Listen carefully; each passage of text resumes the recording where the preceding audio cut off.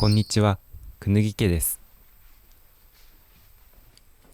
1年半の住む場所探しを経て、古民家に住み始めました。築70年余り、約60坪の平屋建てを夫婦で DIY しています。なるべく自分たちで暮らしを手作りして、衣食住を豊かに楽しむことがくぬぎ家のモットーです。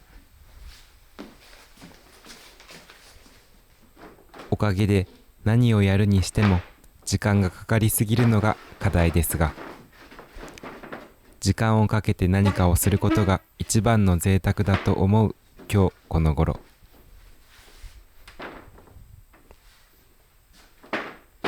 並んでるね。ゆっくりマイペースなチャンネルですが、楽しんでいただけると嬉しいです。今回の舞台はこの2つの部屋。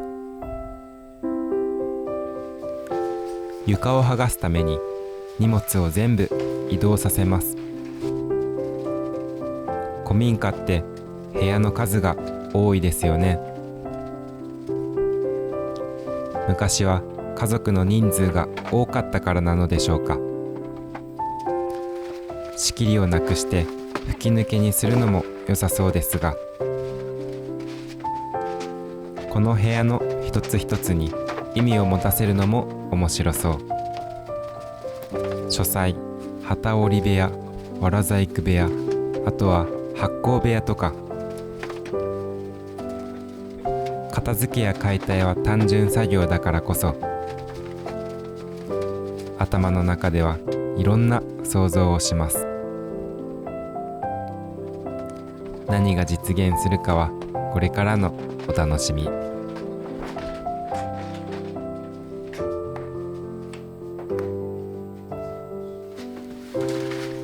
怪しい壺を見つけてしまいました。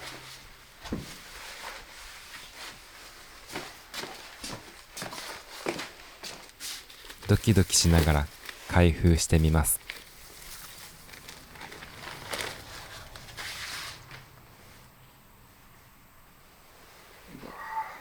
味噌。お味噌か。たまりもたまってますね。お味噌からは年月を感じさせる匂いがしました。実は他にも梅酒、猿なし酒、山ぶどう酒など年代物の数々を発掘しているのですが、なかなか口にする勇気が湧きません。ここに穴開いてるから、ここから外してみようかな。それでは床剥がしスタートです。前回と同様、バールでなるべく割らないように撤去します。釘で固定されていたりいなかったり、もともとは畳部屋だったのでしょうか。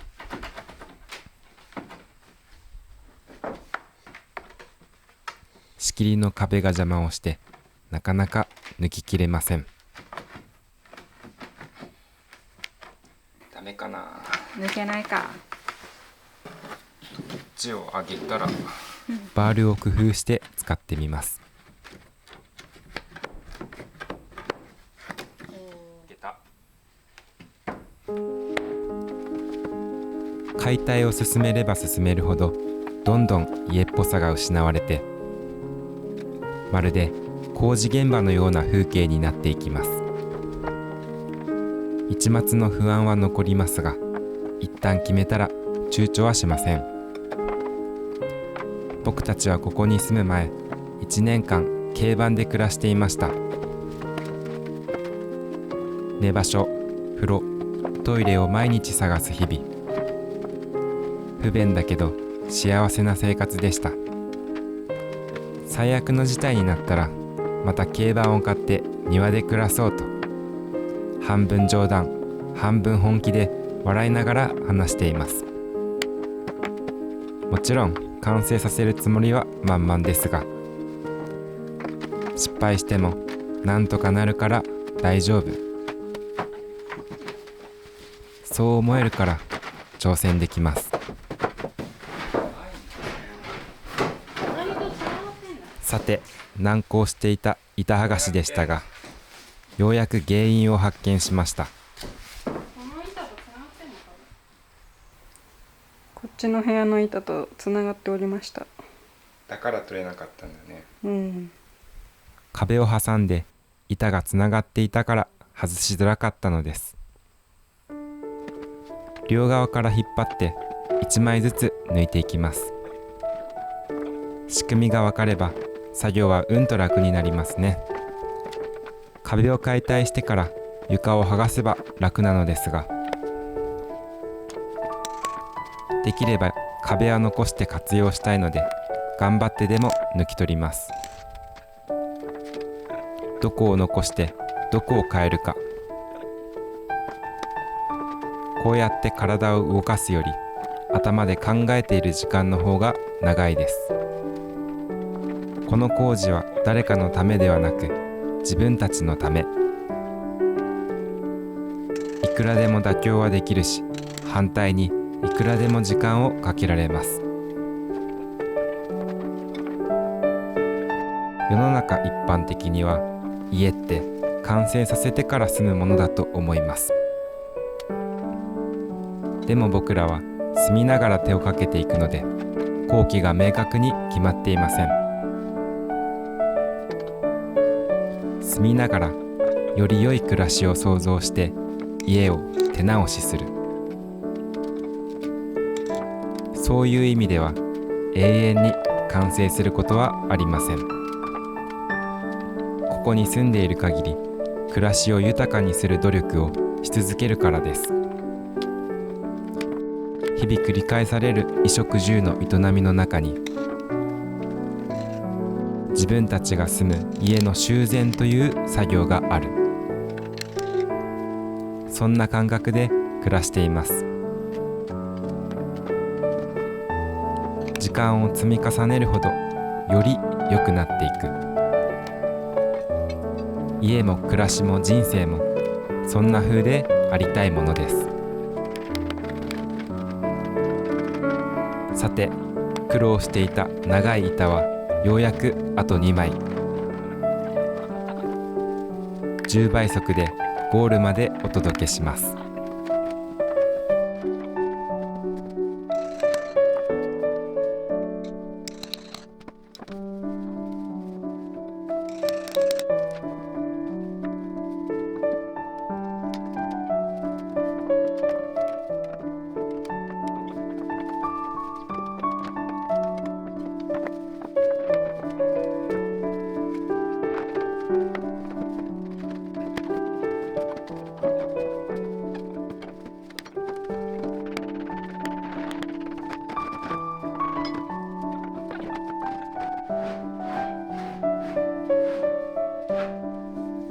ようやく山場を越えました。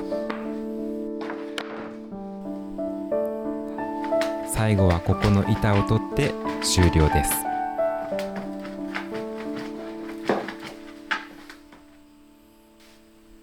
床を剥がし終わりました。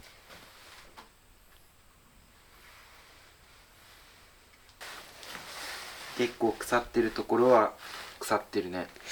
そうね。何が違うんだろう。床下の環境の些細な違いで木材の状態が変わっていきます。もしくは新品の材だけでなく廃材を活用して建てた可能性もあります。それぞれの場所の状態を観察して原因と対策を練っていきます。土台の下に溜まった土を掘り出します。冬場はカチカチだった土もすっかり柔らかくなりました。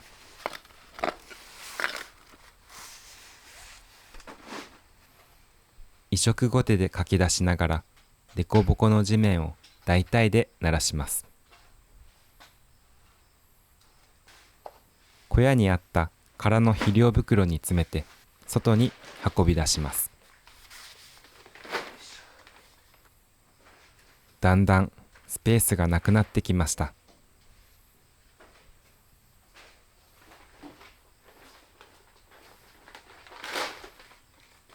どうしようこの土。どうする？売るほどあるね。せっかく土間きれいにしたと思ったのに。エンドレスだ。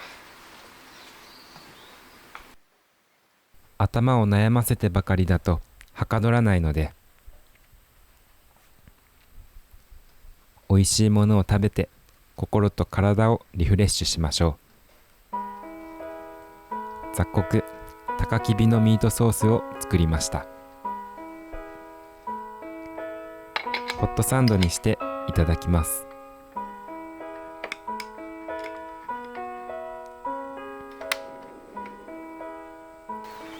東北といえど暑い夏。でも古民家は不思議と昼間でも涼しくて、縁側にいると外から吹く風が心地いいです。今年はこの家でまだエアコンも扇風機も使っていません。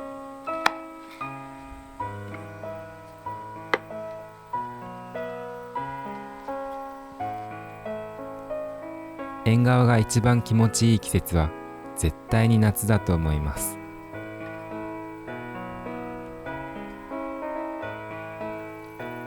季節を感じながら過ごす古民家の田舎暮らし。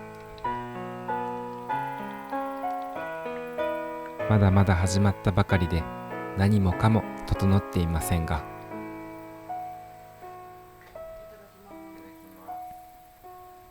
ちょっとずつ暮らしが良くなっていく過程をこれからも一緒に楽しんでいただけると嬉しいです。次回も引き続き DIY の続き、またお会いしましょう。